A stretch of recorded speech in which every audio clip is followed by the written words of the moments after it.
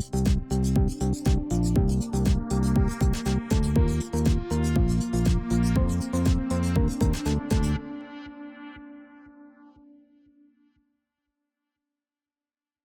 can you tell us about the third episode so far? I can tell you it is going to be an immensely bombastic experience. We've built up so much hype ourselves in making chapters 1 and 2, and we really want to go out with a bang. We really want it to be the most bombastic ending you could possibly imagine. So I can promise you that much. It's going to be grand. It's going to go out with a bang.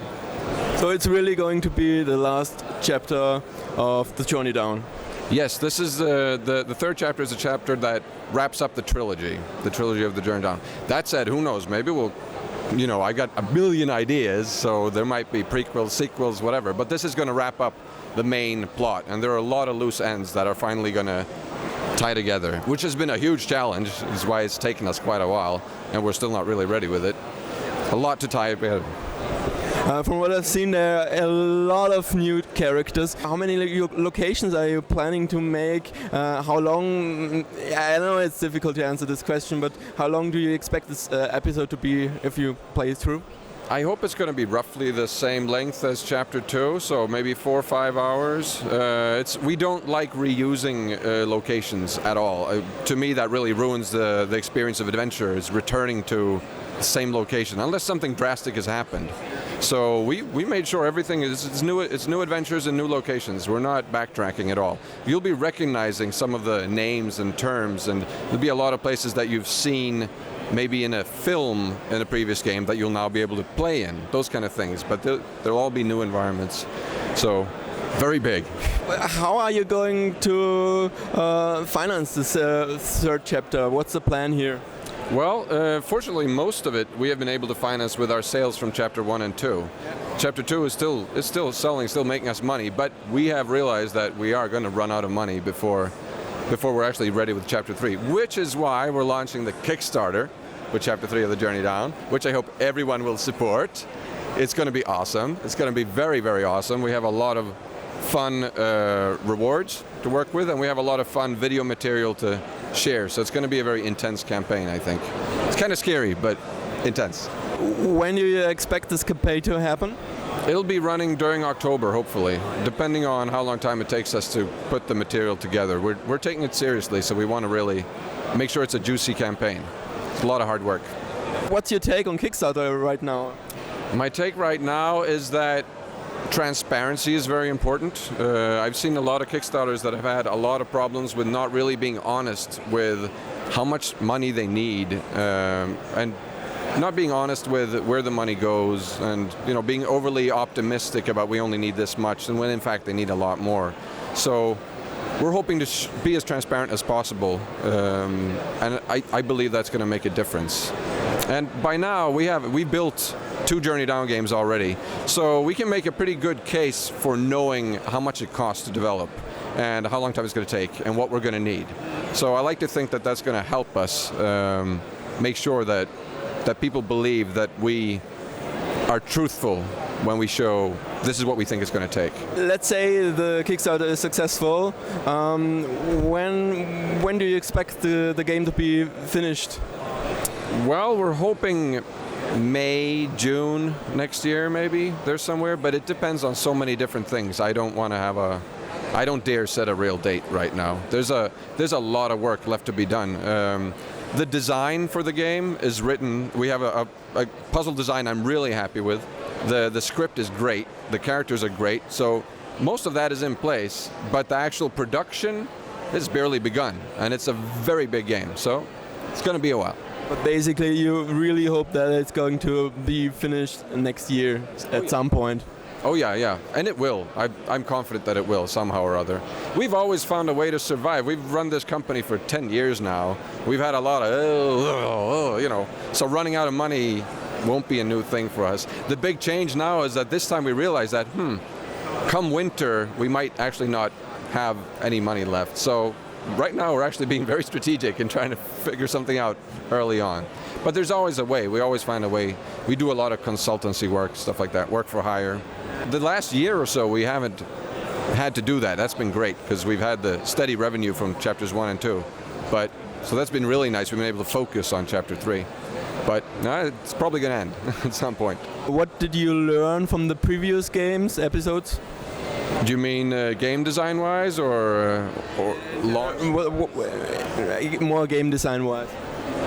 Well, one big thing that we learned after releasing Chapter 1, when we kind of got some perspective on it, we looked at it and we read reviews and watched people play it, is we really realized that we didn't do a very good job at making the story and the puzzle design blend. It was more like first you get some story, then you get some puzzles, then you get some story.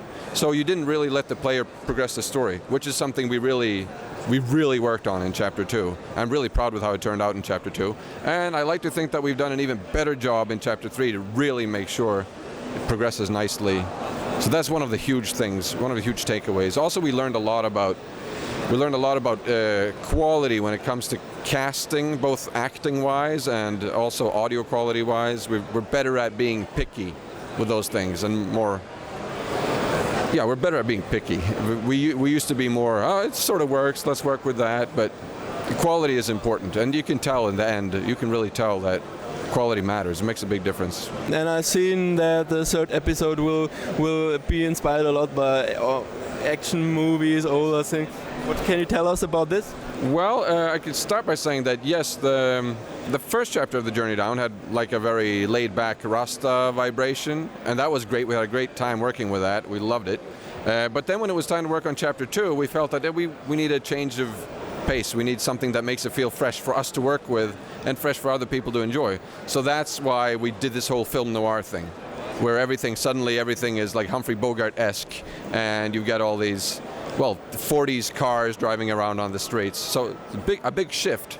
But somehow, because the main cast still are what they are, it still feels coherent somehow. So that was a very nice way for us to make it a lot more interesting to work on it, because you get new tropes to work with. And while I still love working with the film noir stuff, it's a lot of fun, we decided that no, we want to do something fresh again to make sure it stays exciting for us and for the players. So the obvious thing to do was go to the 80s or 90s action movie buddy cop trope thing, because that's something we've been wanting to work with for a long time. So it's going to be it's going to feel like a mix between maybe Lethal Weapon, Die Hard, maybe a little bit of Ninja Turtles, and then Lion King. So it's a pretty interesting mix. It's stuff we haven't worked with before. But even though there are elements of action movies in a way, it's still a typical point-and-click adventure with real puzzles and no action gameplay. No. Don't worry about that. There won't be any silly action things. No, the action is all part of the ambiance, part of the movies. It's something I've been wanting to see in an adventure game for so long, is I want to see like bombastic stuff happening. Point-and-click adventure games tend to be kind of stiff, and like the world is stiff, everything's stiff, and we want it to be big and really ground shaking, like over the top. We want it to be over the top. Another thing, how does it look with subtitles, German subtitles, because that's usually a huge thing in Germany. Yeah, that's one of the reasons we're here at Gamescom right now, is to talk to localization partners. We've talked to several. I'm getting dizzy I can't keep them apart. There's so many. They're everywhere, these localization people.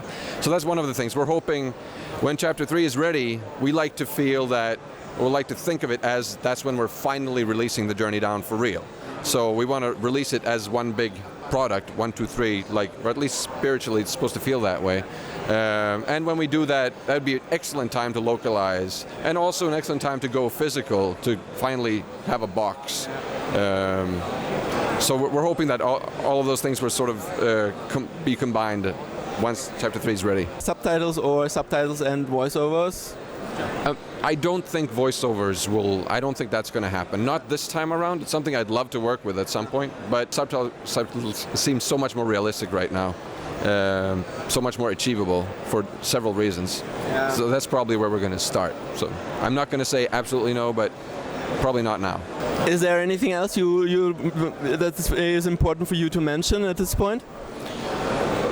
I want to say again that Chapter 3 of Journey Down is going to be the most awesome game ever in the history of mankind, and I know that for a fact. I'm deeply in love with it. It's going to be a very cool game. I hope I already told you that, but I'm going to say it again now. Yes, it's great. It's awesome. We're looking forward to it. Me too.